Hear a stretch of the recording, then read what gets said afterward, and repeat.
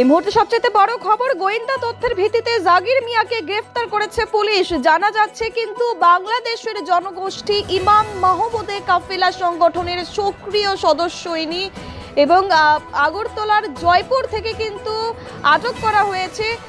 জানা যাচ্ছে যে নিরাপত্তা বাহিনীর যৌথ অভিযানে ভেস্তে গেল চরমপন্থীর এই ছক।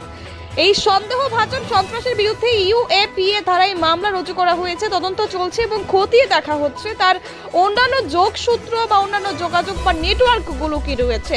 আপনাদেরকে আরও একবার জানিয়ে রাখবো, এই ধরনের পরিস্থিতির মধ্যে কিন্তু জাগির মিয়াকে গ্রেফতার করেছে পুলিশ। গোয়েন্দা তথ্যের ভিত্তিতে জাগির মিয়া গ্রেফতার হয়েছে। জেএমবি যোগের সন্দেহে রাজ্য পুলিশের হাতে কিন্তু গ্রেফতার করা হয়েছে।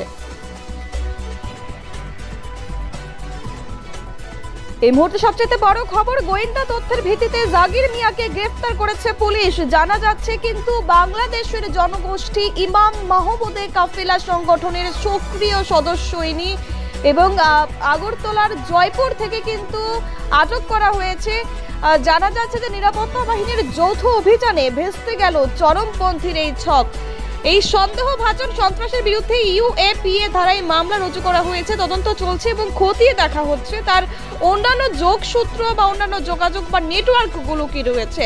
আপনাদেরকে আরও একবার জানিয়ে রাখবো, এই ধরনের পরিস্থিতির মধ্যে কিন্তু জাগির মিয়াকে গ্রেফতার করেছে পুলিশ। গোয়েন্দা তথ্যের ভিত্তিতে জাগির মিয়া গ্রেফতার হয়েছে। জেএমবি যোগের সন্দেহে রাজ্য পুলিশের হাতে কিন্তু গ্রেফতার করা হয়েছে।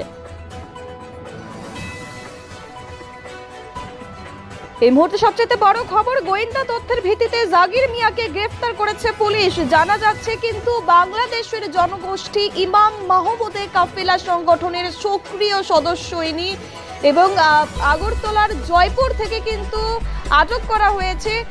জানা যাচ্ছে যে নিরাপত্তা বাহিনীর যৌথ অভিযানে ভেস্তে গেল চরমপন্থীর এই ছক। এই সন্দেহভাজন সন্ত্রাসের বিরুদ্ধে ইউএপিএ ধারায় মামলা রুজু করা হয়েছে, তদন্ত চলছে এবং খতিয়ে দেখা হচ্ছে তার অন্যান্য যোগসূত্র বা অন্যান্য যোগাযোগ বা নেটওয়ার্কগুলো কি রয়েছে।